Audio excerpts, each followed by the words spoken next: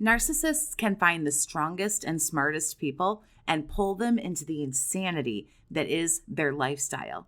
So, how do narcissists create all of this insanity in someone's life? And how does all of this become justified and normalized by people? Number one would be gaslighting. Gaslighting is a great tool for toxic people, like narcissists, to use in their friendships and relationships. Slowly, the narcissist begins to plant ideas in a person's mind, influencing certain perceptions and how people will see things. Different things are happening during gaslighting. Flat out lying is one of the biggest things that's going to happen. A narcissist will lie about major things, but they'll also lie about mundane things. This causes insecurities, confusion, and it breaks all form of trust in the relationship. Narcissists can also use coercion and bullying when they're gaslighting to get people to do what they want them to do. A person is more likely to go along with things if they don't feel safe and they want that safety. If they've been bullied, they'll just go along with it to make all of those things go away. There's a lot of different types of gaslighting in a toxic relationship, and it can definitely cause confusion. That's what it's all about. I won't go over all of them here. That's a whole story for gaslighting, a whole video for another time. But it's a major area of brainwashing and one of those glaring areas where the insanity a narcissist brings gets folded into a person's life day after day, and it just becomes completely normal. Number two, micro manipulations. Micro manipulations are a lot like gaslighting in that they're meant to confuse the person. And these happen as very short and sweet little sentences and comments that not only throw off the narrative and completely derail everything, but they can lead a narcissist back to being in control. And a lot of these things are said when there is no control and the narcissist desperately needs to regain that. So they'll say something along the lines of, if you don't do ABC for me, it means you don't really support me. You must want me to fail because you won't help me. Or something like, I knew you didn't really care about me. Otherwise, you would have done ABC.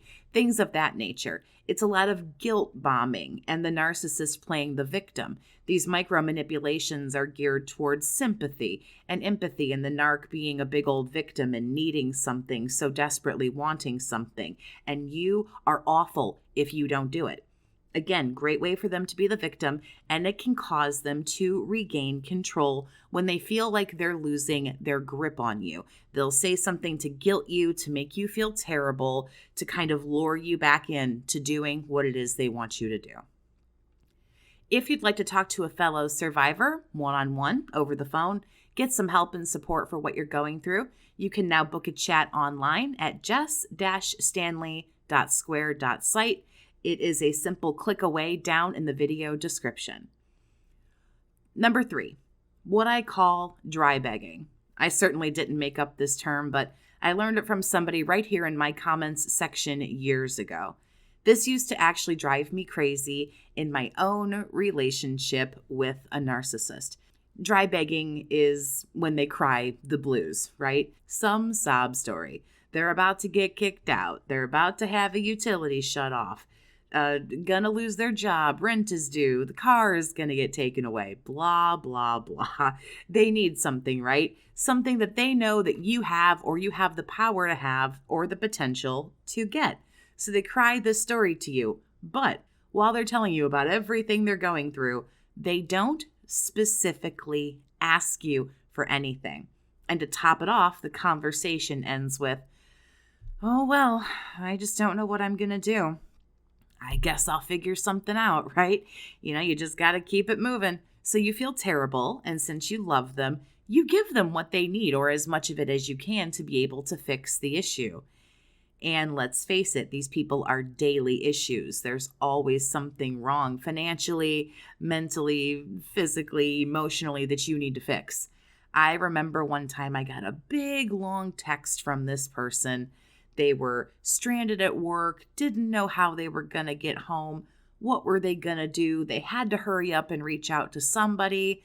They hadn't paid their phone bill. It was going to get shut off again, blah, blah, blah. Naturally, since I cared about them, I was in a relationship with this person. I went and I picked them up and I gave them some cash. And as I sat in my car, I took the money and I gave it to them. And they looked at me, and I had never seen a more ungrateful look on a person's face. And I was asked, well, what's this for? And I said, oh, you sounded like you were having a hard time. I don't want your phone to get shut off. I want to be able to, get in touch with you, and so on and so forth. I was actually yelled at. Well, okay, not yelled at. Let's not embellish things here. But I certainly feel that as a grown woman, I was scolded in my own car.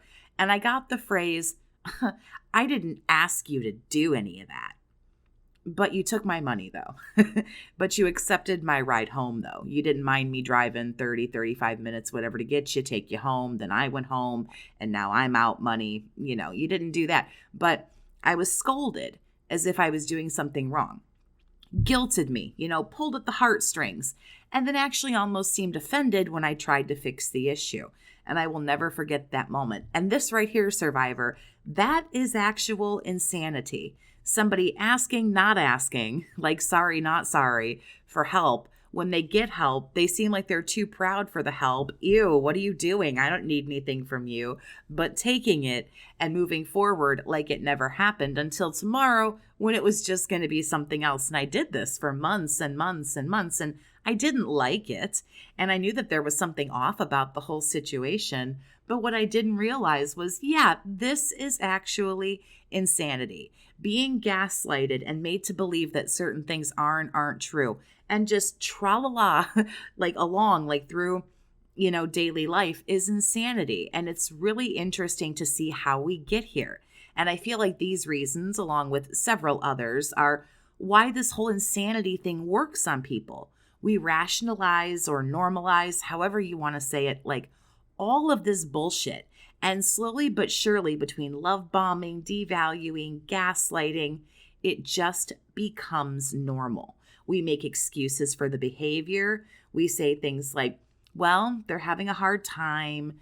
They're stressed. They really need help. They're doing everything they can. I used to tell myself, Jessica, don't be mean. Now, don't be judgy. Don't jump to conclusions. That's not fair. You weren't taught that way.